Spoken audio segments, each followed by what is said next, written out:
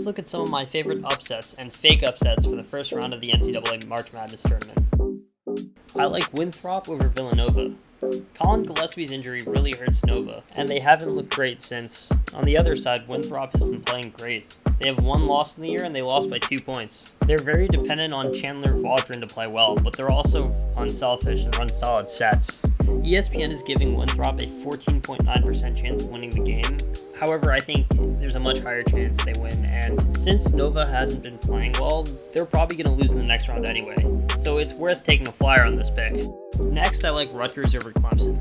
Vegas likes them too. They have Rutgers over Clemson by 1.5. Despite that, the average consensus is in Clemson's favor, probably because they're the higher seed. Rutgers have beaten Purdue and Illinois. They lost to Iowa by 2.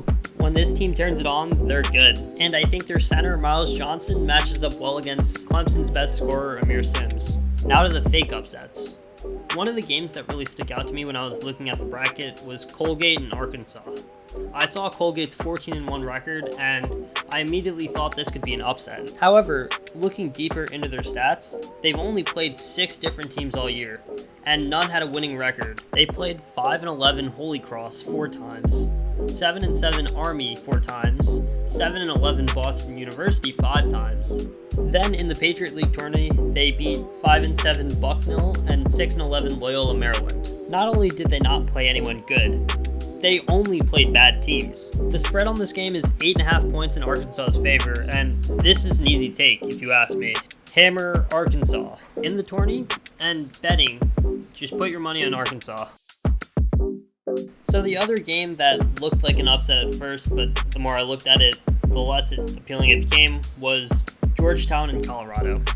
I'll admit that Georgetown has been scorching hot as of late. Their last 2 wins came against Villanova and Creighton, both ranked teams.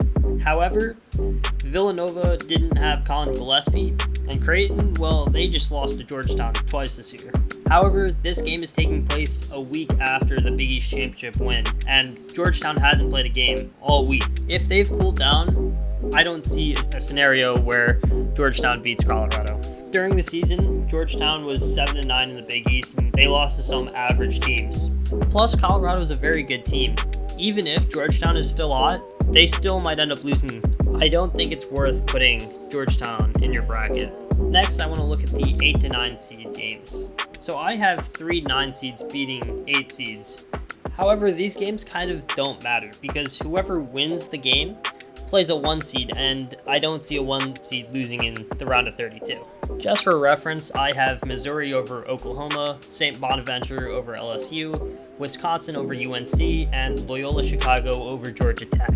The strategy that you should be using here is to fade the public because even though these games are for a single matchup point, if the underdog wins, your bracket has more points possible than everyone else. Basically, if the majority loses, your bracket's going to be ranked higher.